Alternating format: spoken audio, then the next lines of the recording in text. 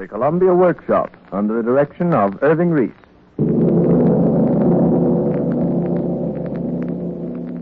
Ladies and gentlemen, Columbia takes pride in inaugurating tonight a new series of programs dedicated to you and to the magic of radio, the Columbia Workshop. The Columbia Workshop believes in radio, in its past accomplishments, and in its promise for the future. Radio has reduced the area of the world to a split second of time for the transmission of human thought and feeling through man's literature, his music, his spoken word. In the 5 centuries that bridge the years since Gutenberg invented movable type and gave the world the store of man's knowledge through the printed word, no discovery has promised greater potentialities for shaping the world's culture than the slim, swift path of the electric wave. With the speed of light, it cuts through the barriers of boundary, class, race, and distance. While these words, electrically amplified 100 trillion times from the microphone to the transmitters which hurl them on the air, are being sent to you on broadcast bands, 100 other bands in the radio spectrum are busily engaged performing useful functions for man. At this second, somewhere 20,000 feet above the Earth's surface, giant aerial transport planes are winging their way above clouds through night and fog, following the straight, invisible electric path of the radio beam signal, which guides them unerringly to their destination.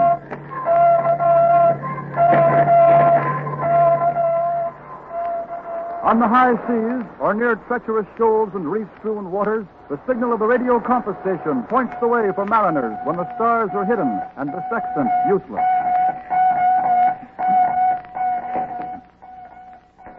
In hospitals throughout the world, electrical surgery and shortwave artificial fever machines, radio's contribution to medicine are helping scientists in their onslaught against disease and pain.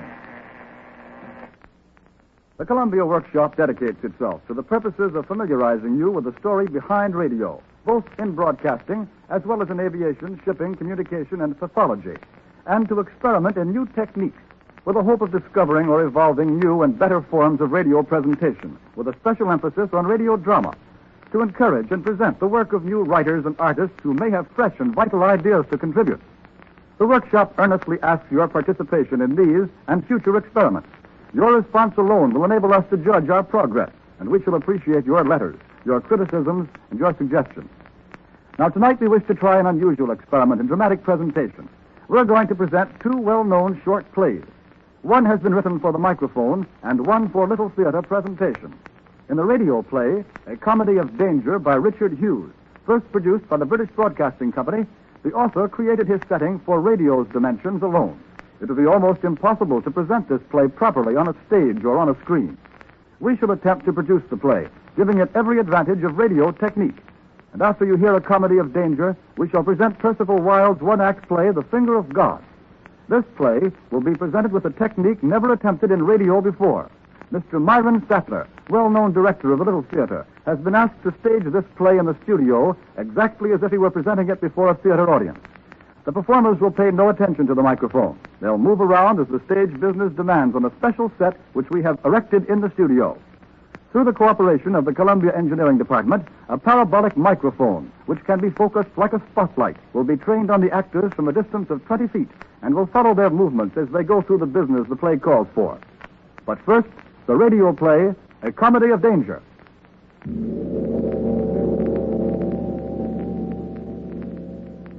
A gallery in a Welsh coal mine, 1,000 feet below the surface of the earth. The lights have gone out. What's happened? Where are you? Here. Where? I can't find you. Here. I'm holding my hand out. I can't find you. Well, right here. Oh, what's that? It's all right. It's only me. Oh, you did frighten me. Touching me suddenly like that. I'd no idea you were so close. Catch hold of my hand. Whatever happens, we mustn't lose each other. That's better. But the lights, why have they gone out? I don't know. I suppose something's gone wrong with the dynamo. They'll turn them up again in a minute. Oh, Jack, I hate the dark. Cheer up, darling. It'll be all right in a minute or two. So frightfully dark down here. No wonder. There must be nearly 1,000 feet of rock between us and the daylight. Not surprising it's a bit dusky. I didn't know there could be such utter blackness as this ever. It's so dark, it's as if there was never such a thing as light anywhere. Oh, Jack, it's like being blind. They'll turn the lights up again soon. I wish we'd never come down to this beastly mine. I knew something would go wrong. It'll be all right, dear. It's only the lights. Where are the others? Oh, we're just on ahead, not far. Suppose we get lost. We can't get lost, Mary, darling. The others will stand still, too, till the lights go up, and then we can easily overtake them. We've only got to wait patiently. I wish you hadn't wanted to drop behind the others.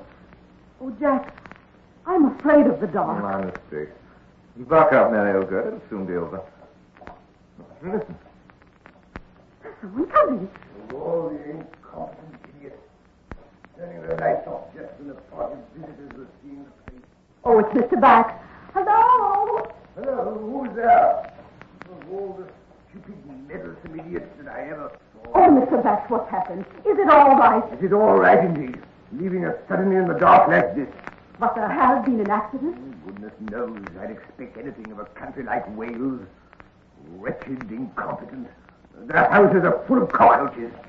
Well, I suppose the only thing to do is to sit and wait for the lights to go up again. There's no danger. Is there? No danger, young lady, but it's dead unpleasant. Oh, I don't know. I'm beginning to think it's rather fun. Well, if you can find any fun in breaking your shins in the dark... Why don't you call it fun? Being in a mine disaster? But this isn't a disaster. It's only the lights. No, of course it is. You don't think it would be fun if it were a real disaster, do you? But the lights going out might have made a disaster. And think how thrilling it's going to be to talk about it afterwards. I say, Jack. Yes? Let's pretend it's serious. What do you mean? Well, let's pretend it's a real disaster. And we're cooped up here forever, and we'll never be able to get out. Don't joke about it. Well, no. There's no real danger, is there? Let's get all the thrills we can. With all the morbid ideas. Young people nowadays... I'm not thrilled. Let's pretend the roof's falling in, and they can't get at us. All right. The baby you are. Here we are, my dear, buried alive. Oh, Jack. Alas, they will never find us. Oh, Jack. Well, I'm so frightened. what else? About the roof having fallen in. But it hasn't. It's only pretend. Yes, but when I pretend, it seems so real. Well, then don't pretend. But I want to pretend. I want to be frightened. Only hold my hand tight, won't you? Go on. We shall suffocate or starve or both, my dear, in each other's arms. Oh, Jack. Even death shall not part us. Oh, Jack, don't. It's too awful. Our poor young life, cut so short. Oh, don't. There'll be articles in all the newspapers. I wish I could read them. Well, you can't have your funeral and watch it, young lady. Oh, this is fun. I wouldn't miss it for anything. Jack! Jack! Quiet. Let's go. You're found me. Leave go of it. Jack! Jack! Scream. Oh, Jack! Put yourself together. We're all right. We're not hurt. No, sir, we're not hurt. But listen. Water. Oh, no. It's only an echo. Oh, Mr. Bax, can't we find the other? I don't think we could, young lady. It wouldn't be much use to us if we did. The echo's getting louder. Yes, it isn't an echo. It is water. The mine's flooding. We'll be drowned. It's an echo. Oh, Jack, I don't want to die. I won't. It's got to come sometime, young lady. Isn't it better for us that now in your lover's arms, both of you together? You old fool is very well with this stoical about death at your age, but we're young. We've got all life before us. Well, can't you keep quiet about it then, you young jackanapes? Do you think I want to die either? But it isn't good manners to talk about it. Where would it be if we all started screaming about it, eh? We can at least die like gentlemen. Die like gentlemen, indeed. I tell you, it's very well for an old chap like you to die anyhow in a year or two. But it's different for us. We're young. Well, if you want to make a scene, you shall have one, sir. Do you think it's any easier for the old to die than the young? I tell you, it's harder, sir, harder. Life is like a trusted friend. It grows more precious as the years go by. Oh, what's your life worth to the world? Who's dependent on you? What good are you to anyone? Well, what good are you, young man? One person is dependent on me anyway. You mean that you're loved by this young lady? If you both die, what loss is left to the world? Opposite quantities cancelling out. Oh, you beast. You cruel beast. I must speak, madam, in common justice to my age. Since that young cub has started the subject, the old all is being treated with her unwillingness to die. Look here, instead of talking like this, let's do something. Let's make some sort of an attempt to escape. What do you propose to do, young man? Why, look for some way out. We can't stay here and drown like rats in a cage. Oh, the dark. I do hate the dark. I think I could go more easily if I could see light. Just once before it happens. It's coming closer. Listen. Yes. It would be on us in another 5 minutes. Pray heaven, let's finish this off quickly. Oh, think of dying somewhere out in the open, in the sunlight. Me able to see you, and you able to see me. What bliss that would be. It's strange. How little chaps wonder what will happen to them after death. One hardly thinks about it. Yet I don't know. How thrilled we should be if we met a chap who really knew. In 5 minutes, we're going to know ourselves. All three of us. I've always wanted to travel. Now I'm going to. Oh, Jack, my poor dear. You know, I'm beginning to feel as excited about it as a child going to the seaside for the first time. Aren't you? Jack, how queer you are. I never looked at it like that. Well, I wasn't in any hurry to die, but now it's coming. I feel sort of proud of myself, as if it was a wonderful thing to manage to pull off. Oh, Jack, There's darling. only one thing I'm sorry about. What is it? My work. If it wasn't for that, I'd go to death without carrying a tuppenny damn. I'd die just for the fun of the thing, to see what it felt like. I shouldn't worry about that if I were you. The world will get on all right without you, never you fear. And what is your work? I write poetry. And you call that work? Jack, the water's coming. It's over my feet. Oh! Courage, darling. Oh, Jack, I don't want to die. I hate it. I loathe it. I want to live. You don't think it's hard, do you? You don't think it's fun for me, do you, having to die? Jack, it's awful. Only for one more hour. Oh, I do want to live another hour. Oh, God, can't I be allowed to finish my work? Lost your work, sir. Do you think you're the only one dying before his time? I tell you, every man dies before his time, even if he lives till he's as old as Methuselah. Oh, it's up to my knees. Don't touch at me like that, Mary. It won't do any good. For the water, the current's washing me away. Hold tight, then. Got too tight. Oh, if I could only see you. Just think of all the things I meant to do. Oh, shut up about the things you'd meant to do, you young cub.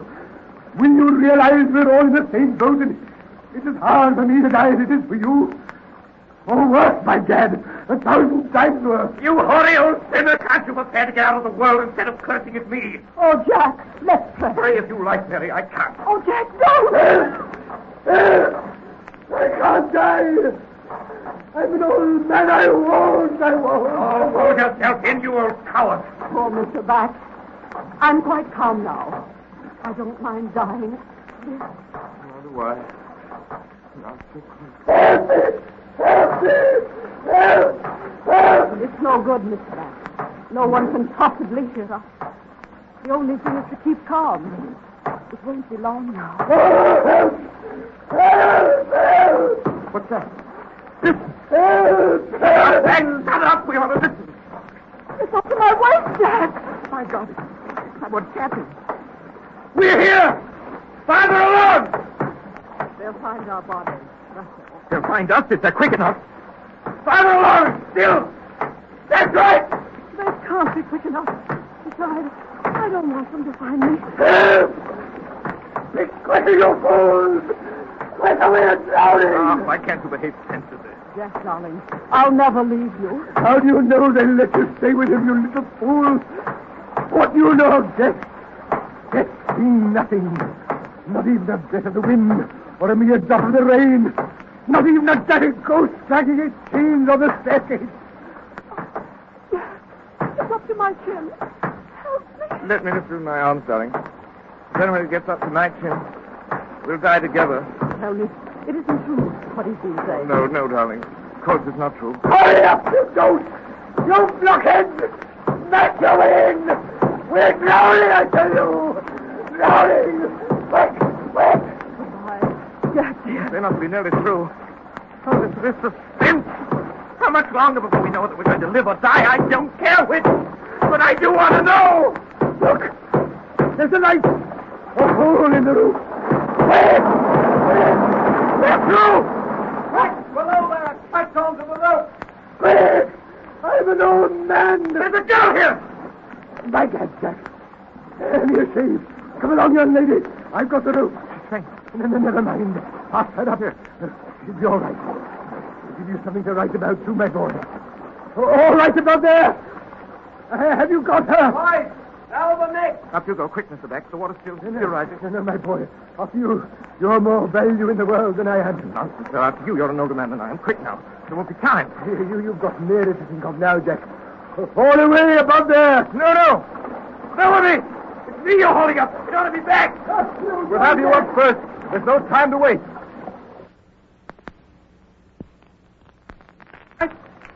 Lower away again. Below there. Hey, back! Catch hold! Have you got it? Hard! Back! He's gone.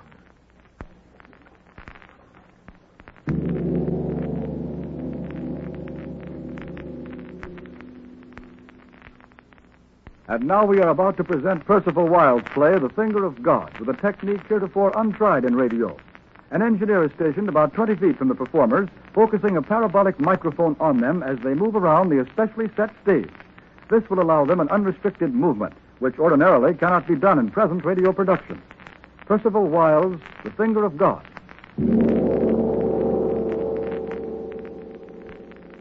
The living room of Strickland's apartment. As the curtain rises, he is kneeling and burning some papers in a grate near the main door. Benson, his valet, is packing a suitcase which lies open on the writing desk.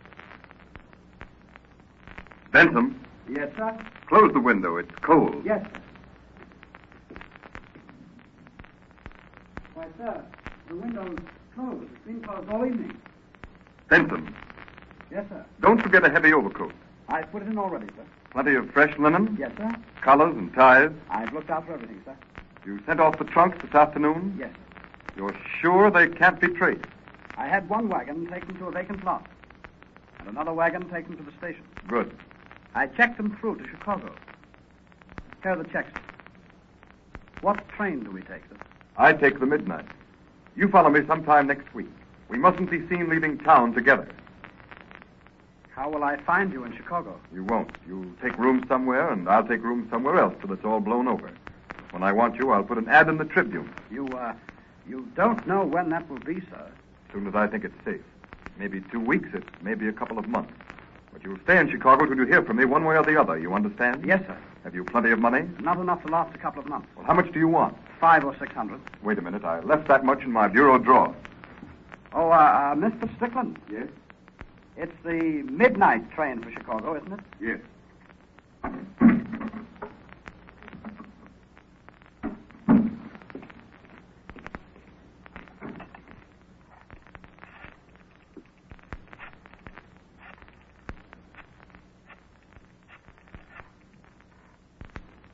Hello? Hello, this Finley? This is Benson. He's going to take the midnight train to Chicago, Pennsylvania. You'd better arrest him at the station. If he once gets to Chicago, you'll never find him. And, Finley, you won't forget me, will you? I want $5,000 for it. Yes, 5,000. Well, that's little enough. He's got almost 300,000 on him. You won't turn in all of that to headquarters, will you? Yes, it's cash. Large bill. Midnight to Chicago.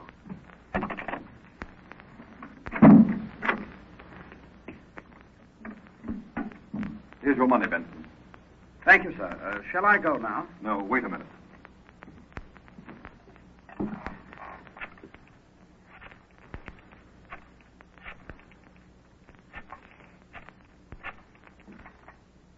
Hello? Pennsylvania? I want a compartment for Chicago, midnight train.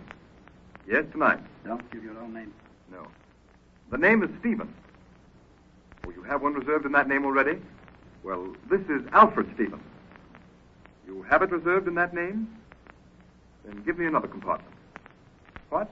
You haven't any other? Never mind then. Goodbye.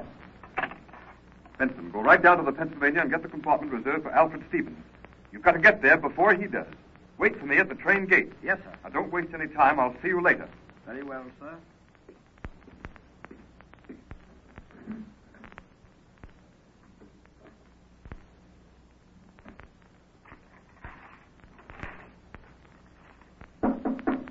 that?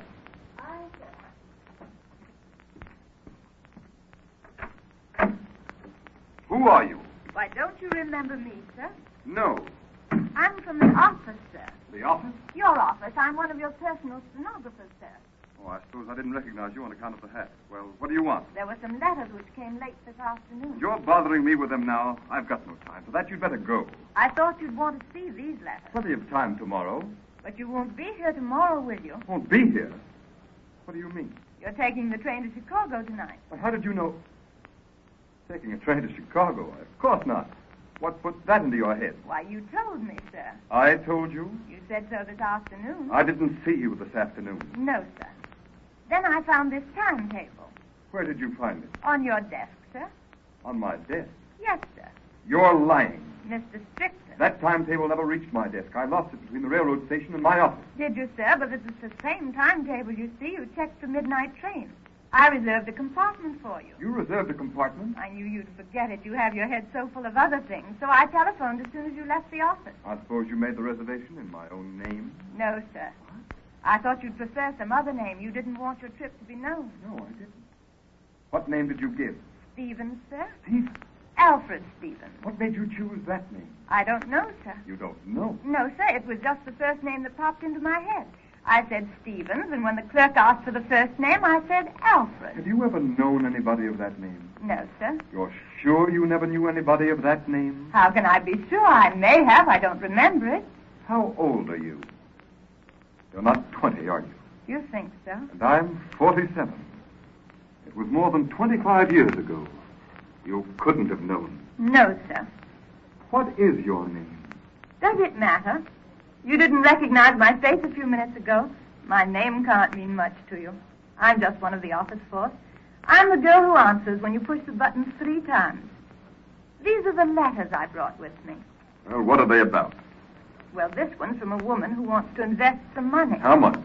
Only $1,000. Why didn't you turn it over to the clerk? The savings of a lifetime, she says. Well, what of it? Well, she wrote that she had confidence in you. She says she wants you to invest it for her yourself. You shouldn't have bothered me with that. Did she enclose the money? Yes, a certified check. Well, write her that... Oh, you know what to write. That I'll give the matter my own attention. Yes, sir. She says she doesn't want a big return on her investment. She wants something that'll be perfectly safe. And she knows you'll take care of her. Yes, of course. Well, what else have you? A dozen other letters like it. All from old women? Some of them. Why did you bring them here? Every one of these letters asks you to do the investing yourself. Oh. And you're leaving town tonight. Here are the checks. Every one of them's made out to you personally, not to the firm. You shouldn't have come here. I haven't time to bother with that sort of thing. Every man who has $5 to invest asks the head of the firm to attend to it himself. It means nothing. I get hundreds of letters like those. Still. Well, what? You must do something to deserve such letters or they wouldn't keep on coming in. It's wonderful to inspire such confidence in people. Do you really think so? Oh, it's more than wonderful. It's magnificent. These people don't know you from Adam. Not 1 in 100 has seen you. But they've all heard of you. And what's even more real than you is your reputation. Something in which they rest their absolute confidence. So you think there are few honest men? No, there are many of them. But there's something about you that's different. Something in the tone of your voice and the way you shake hands. Something in the look of your eye that's reassuring. Oh, there's never a doubt, never a question about you. It's splendid, simply splendid. What a satisfaction it must be to you to walk along the street and know that everyone you meet must say to himself, there goes an honest man. It's been an inspiration to me. To you? Oh, I know you don't remember who I am. But you don't imagine that anyone can see you as I've seen you, work with you as I've worked with you, without there being some kind of an effect. You know, in my own trouble... So you have trouble? Oh, you don't pay me a very big salary, and there are others whom I must help. But I'm not complaining. I used to be like the other girls. I used to watch the clock and count the hours and the minutes till the day's work was over. But it's different now. How different? I thought it over. Made up my mind that it wasn't right to count the minutes you worked for an honest man. Are you sure I'm an honest man? Don't you know it yourself, Mr. Strickland? You remember a few minutes ago you spoke the name of Alfred Stevens? Yes. Suppose I told you there once was an Alfred Stevens. Suppose I told you that Stevens, whom I knew, stole money. Stole it when there was no excuse for it, when he didn't need it. His people had plenty, and they gave him plenty. But the chance came, and he couldn't resist the temptation. He was 18 years old then. He didn't even know what to do with the money when he had stolen it. They caught him in less than 24 hours. It was almost funny. He was punished. He served a year in jail. And what a year. His folks wouldn't do a thing for him. They said such a thing had never happened in their family. He told his family that he never wanted to see them again. He changed his name so they couldn't find him. He left his hometown. He came here. And he's been honest ever since. Ever since. For 28 years. It was hard at times, terribly hard. It managed to live. It wasn't pleasant living. It wasn't even decent living, but he stayed alive. I don't like to think of what he did to stay alive. He thought the year in jail was terrible. The first year he was free was worse. He'd never been hungry in jail. Then his chance came. Yes, it was a chance. He found a purse in the gutter, and he returned it to the owner before he made up his mind whether to keep it or not. The man who owned the purse gave him a job.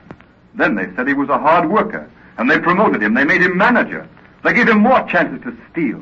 But there were so many men watching him, so many men anxious for him to make a slip so that they might climb over him, that he didn't dare. And then?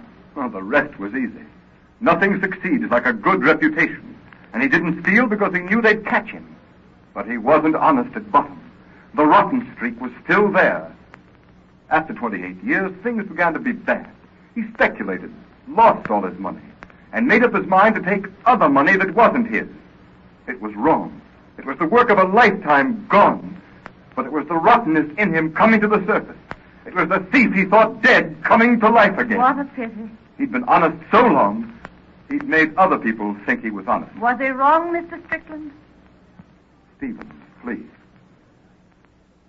Look, I don't know what sent you, who sent you, but you've come here tonight as I'm running away. Well, you're too late. You can't stop me. Not even the finger of God himself could stop me. I've gone too far. Look, here's money. Hundreds of thousands of it, not a cent of it mine. And I'm stealing it, do you understand me? Stealing it. Tomorrow the firm will be bankrupt, and there'll be a reward out for me. Here, if you please, is your honest man. What have you to say to him now? The man has been honest so long that he's made himself think he's honest. Can't steal. Do you believe that? I was left a little money this week, only a few $100s, hardly enough to bother you with. Will you take care of it for me, Alfred Stevens? Good God.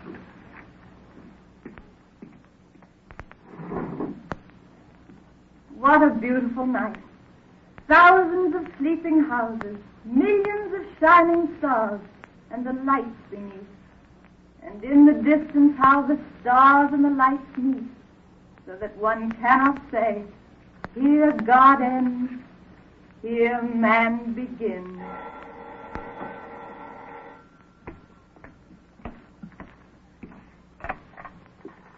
Yes?